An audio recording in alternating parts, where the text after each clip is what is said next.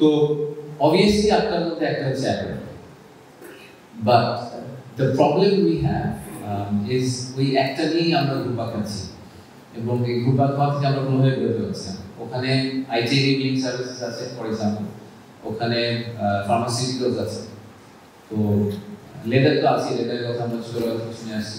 তো এই সেক্টরগুলোতে আসলে কোনো কারণে আমাদের টেক্সটাইল এন্ড গার্মেন্টসের মধ্যে প্রোগ্রেশন হচ্ছে না। প্রোগ্রেসটা যে হচ্ছে না, কিন্তু সম্ভাবনা বা ফ্যাক্টরির কথা চিন্তা করলে ওই সেক্টরগুলো টেক্সটাইল গার্মেন্টস মধ্যে হতে পারে। তো হচ্ছে না, এটা কেন হচ্ছে না, সমস্যাটা কোথায়? এই জায়গাটাতে আমার মনে হয় যে একটা পাথ হচ্ছে যে আমাদের উদ্যোক্তাদের একটা বড় অভাব আছে, সবাই খুব ইজি রাস্তা খুঁজে। ইজি রাস্তাটা হচ্ছে textile and garments, garment factory দিয়ে আমরা কাপড় বিক্রি করা যায়।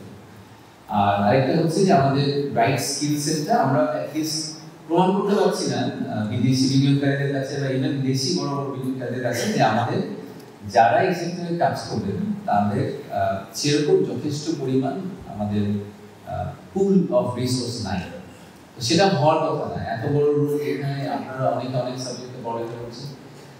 আই জেনুইনলি থিঙ্ক যে বাংলাদেশের ইকোনমিকে যদি আমরা মানে আমাদেরকে ফোকাস করে সবাই বলে যে আমরা 2030 সালের মধ্যে পৃথিবীর 8th largest economy consumer market হব, আমরা 2025 এর মধ্যে টপ 25 জিডিপি কান্ট্রিতে চলে আসবো, এগুলো তো অফারই হবে না। এমন না যে আমরা প্রতিদিন ঘুমাবো থেকে সকালে উঠে আমাদের জিডিপি বড় হবে, এভাবে তো হবে না। We have to do something to get there. এটা প্রেডিকশন, এই প্রেডিকশনটাকে রিয়েলিটিতে নিয়ে আসতে হলে আমাদের সবাইকে একটা ডিরেকশনে যেতে হবে। সেটা করার জন্য আসলে there is only one way out, সেটা হচ্ছে যে আপনাদের জেনারেশনকে আসলে অনেক বেশি কি বলবো অ্যাডভেঞ্চারাস করতে হবে। তো আমাদের বাবা মারা, আমি আসলে আপনাদের জেনারেশনে যদি আপনারা বলেন উপদেষ্টাদের বয়স থেকে বেশি যে আমাকে তো লাগে আমি almost twice of their age, but আপনাদের জেনারেশন যদি আপনারা মনে করেন যে আপনাদের আগের জেনারেশন ঠিক যেভাবে যা করেছে, আপনাদের বাবারা যা করেছে এবং যেভাবে দেশ চালিয়েছে, দেশ চলেছে, এভাবে আসলে হবে না। নিউটনের সূত্রের মতো ইনপুট যদি সেম হতে থাকে, আউটপুটও সেম হতে থাকে। So we have to categorically switch. We need to do a gear shift. Gear shift আসলে আপনাকে করতে হবে। ঠিক যেভাবে গত বছর একটা গিয়ার শিফট হয়েছে, ঠিক এভাবে ইকোনমিতেও একটা গিয়ার শিফট করা দরকার। সেই গিয়ার শিফটটা আসলে আপনাদের যদি করতে হবে, এটা আসলে আগের জেনারেশনকে ফলো করে কপি পেস্ট করলে হবে না। এটা আমাদের জন্য অ্যান্ড ক্লাসিক্যাল যে পার্সপেক্টিভ খুব ইজি আর কি, যারা মানে আমার মতো যারা তাদের জন্য, সেটা হচ্ছে যে যখনই খুব সহজ রাস্তার কথা বলা হয় ওটা নেওয়া খুব ইজি, কিন্তু যখনই কেউ একটু অবস্ট্রাক্ট কিছু করার চেষ্টা করে তখন সবাই প্রশ্ন থাকে যে এত রিস্কি হওয়ার দরকার কি, এটা করার কি দরকার।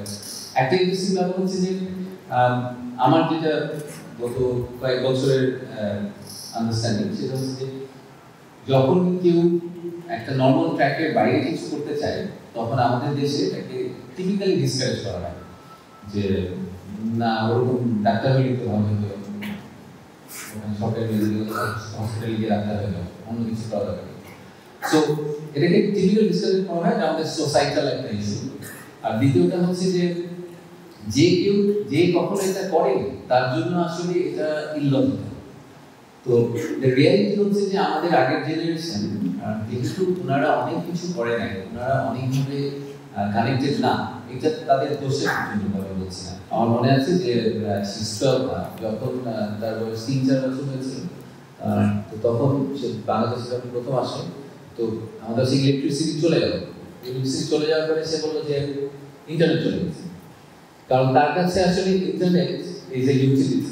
তার সে মনে করে যদি সবকিছু ইন্টারনেট দিয়ে চলে, তখনই টিভিতে বাংলাদেশের টিভিতে সে কাজ করে ইয়ে করার চেষ্টা করে, সে মনে করে যে পৃথিবীর সব স্ক্রিনিং হচ্ছে আসলে কাজ করলে মনে হয় কাজ করবে। সো জেনারেশনাল শিফটে আসলে মানুষজনের এক্সপেকটেশন, মানুষের view about things is very different. আপনাদের view about things very different, and that's why we have a lot of hope and positive expectation, a sense of optimism from your generation.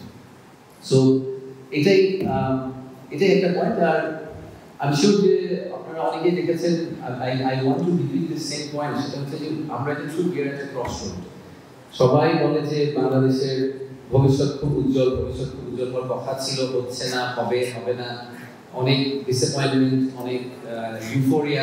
5ই আগস্টের পরে আমার মনে আছে যে সবাই খুব মনে করেছিল যে এবার মনে হয় মানে 5ই সেপ্টেম্বরের মধ্যে আমরা মোটামুটি একটা সিঙ্গাপুরে পরিণত হয়ে যাবো।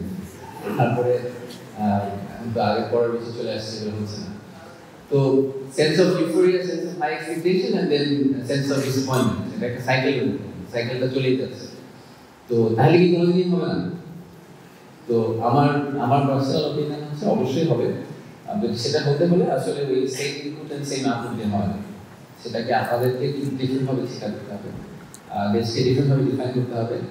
যেগুলা আমরা টিপিক্যালি মনে করি যে এটাই হওয়ার কথা ছিল, সেটাকে আসলে কোশ্চেন করতে হবে, যেটা কেন হলো, এটা তো হওয়ার কথা। তো এরকম যদি আপনারা যদি পুশ করেন, ঠিক যেভাবে গত বছর একটা রেভলিউশন হয়েছে, আমার ধারণা যে আমাদের ইকোনমিক রেভলিউশনটা হওয়া সম্ভব, but with your hands. So that's all. I'm very curious to hear your questions or your comments. Any questions is welcome. And I'll try to give my best answer possible. I actually interact with the interested, so even I কথাটা লম্বা করলাম না। I can go on economic theory, but there's no point in doing that. Let's hear from you and let's try to interact a lot more. So আমাদের টিচারদেরকে অনেক ধন্যবাদ, নাসিরকে অনেক ধন্যবাদ। আমি আসলে এখানে একটু চিন্তিত, কারণ আমি নিজে যে ইউনিভার্সিটিতে পড়েছি ওই ইউনিভার্সিটিতে না গিয়ে আমি অন্য ইউনিভার্সিটিতে প্রথমে আসছি। আমার ধারণা this will not sit well in media and will not sit well in a lot of other places. But I really wanted to meet all of you, and thank you for arranging the event.